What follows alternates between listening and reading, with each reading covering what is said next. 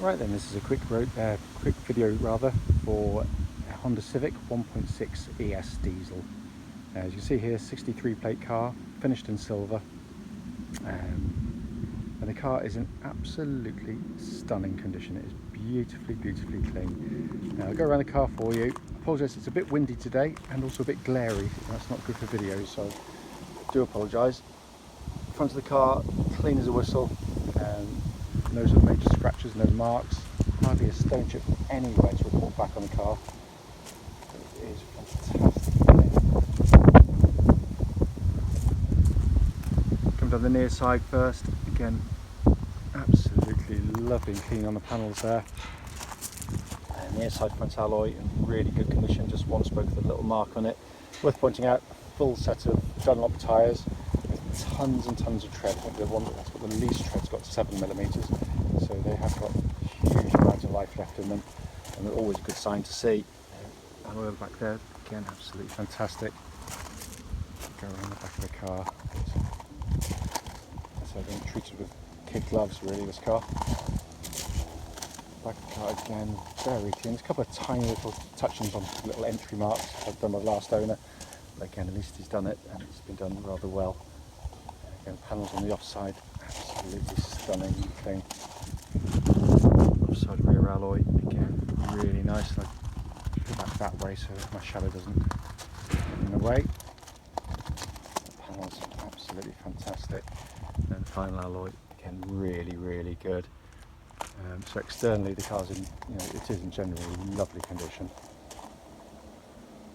Coming to the back now.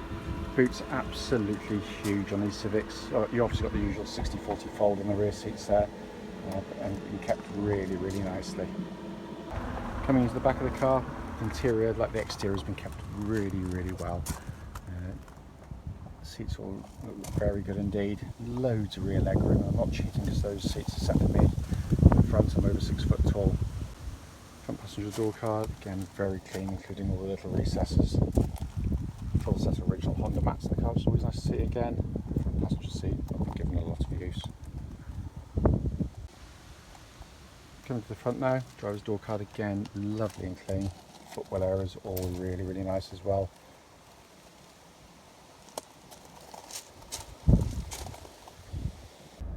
Sat inside the car now, engine's running through this section, so the dashboard can actually be seen illuminated. Dashboard, to all intents and purposes, looks absolutely as new.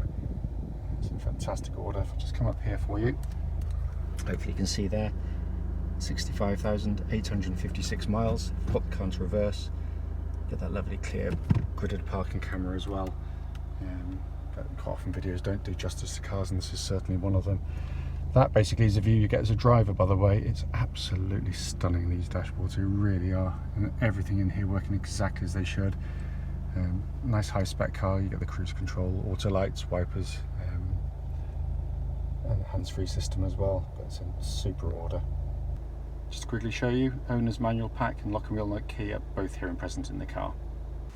So finally, just come under this beautifully presented engine bay, as you'd come to expect from Honda. Cam chain driven engines, no cam belts on these, and they are fantastic units, more of which is the following road test video. Right then, this is a quick road test video, and this is for a Honda Civic 1.6 ES diesel.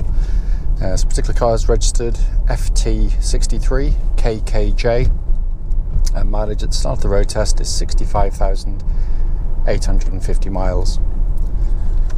The reason we do the road tests is essentially so that anyone that's actually looking at this car in an advert online gets to see that very car in operation. We know that many of our customers travel from all over Europe and the UK to come and see our cars, so it's the least we can do for you. We've been on the receiving end ourselves of going to look at cars which have been described as in good mechanical condition, only to find out when you get there, drive the car, it's got a fundamental issue which you clearly should have been told about. So that's why we do it.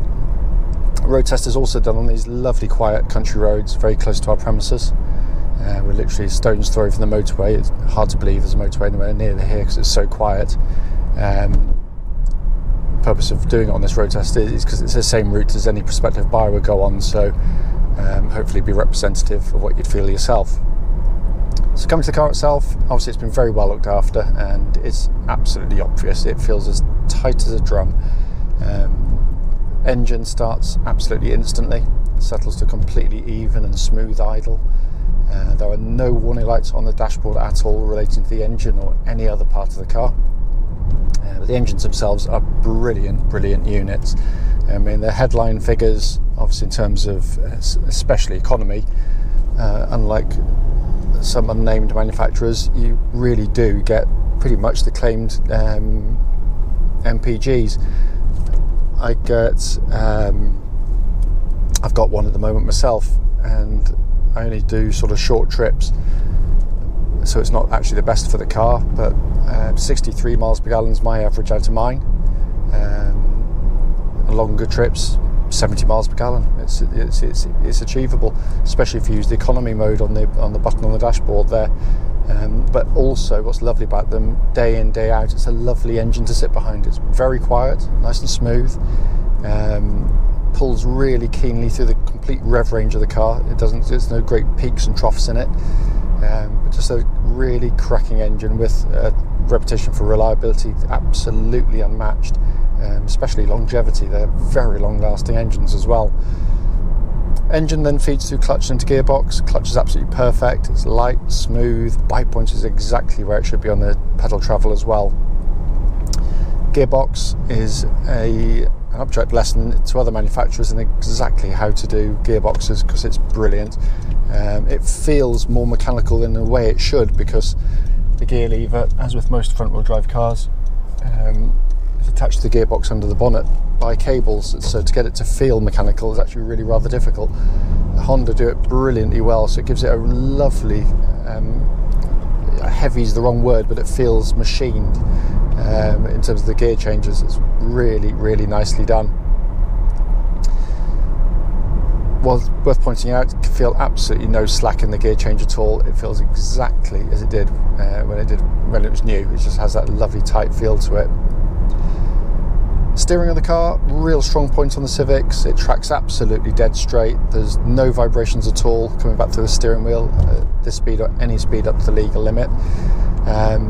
But it's everything I like about steering. It's got nice weighting to it, very precise, very accurate, and it complements the chassis absolutely perfectly, because the chassis is a lot more agile and fun than perhaps a more normal family hatchback it would be intended to be. Corners lovely and flat. It's got a really nice poise and control to the chassis, and it's really keen to change direction, and the car just wants to go with it, and the steering works perfectly with that. It also offers a very comfortable ride. Honda addressed the criticisms of the last generation's cars, where it's quite harsh going into the sharper ridges on the road. You still feel them, but it just damps them out far better than it ever did in the past. It's very comfortable indeed. Whilst on the chassis, just looking out for any sort of clunks underneath the car, there's nothing at all. It's in very fine order.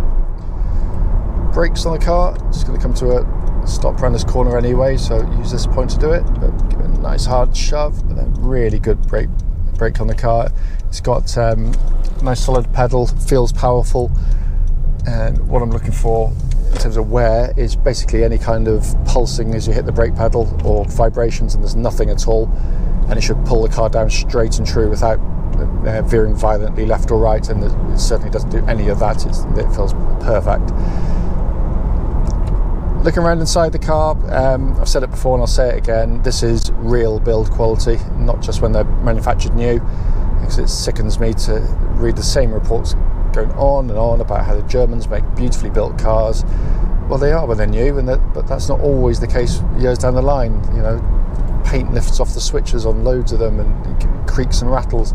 It just feels like I'm driving a new car. There's not so much of a buzz or a creak, anything inside the car. More, sorry, just distracted by something. But more to me is this interior design, because Honda have actually made an effort to make it an interesting place to sit and operate a car, but whilst being very functional indeed. It's conformed slightly. The centre stack is much more like you'd expect in a normal car. everything's so wonderfully simple to operate. The dual zone climate control system, pumping out lovely cold air. But the quality of the switch gear is absolutely brilliant. Honda do that kind of stuff wonderfully well, and you just know it's going to work like that in years and hundreds of thousands of miles to come. But my favourite part is this two-tier design. So high up, you got the MPH readout. So look at the van in front here now, and I can see the speed at the corner of my eye without taking my eyes off the road for a second. It's absolutely brilliant. To the left of that, you've got an information display panel for radio readout. Also, when you use the ventilation, the readout will come up high there, so you don't have to take your eyes off the road for a second to take in that information. It's small details, but they really add up to safety on the road. But it also happens to look absolutely fantastic. Down below that, a more conventional pod of 3 dials. A big dominating rev counter in the middle with a little rev prompt on it, just to remind you to change up, and that's actually a really handy feature. It's subtle, but it makes a big difference. If you do what it says, the difference in fuel economy is quite dramatic. If you hold on to revs too long, you'll be down in the 50 mpgs. So adhere to it, change up nice and early, let the torque of the engine do the work. Just brilliant. Steering wheel looks and feels as new in hand. Everything works exactly as it should. Cruise control, hands-free functions, radio controls. Obviously you've got auto lights and auto wipes on this ES model as well. By the way, temperature gauge running at a 3rd, which is exactly where it should be on a Honda car, whether it be a petrol or a diesel. So just come back to where we started. The point of the video, as I said, short as it is just to show you the car in operation, but to report back any issues, of which there's nothing to report back at all. This car drives absolutely beautifully. I spent many happy years working at the Honda dealership in Bristol.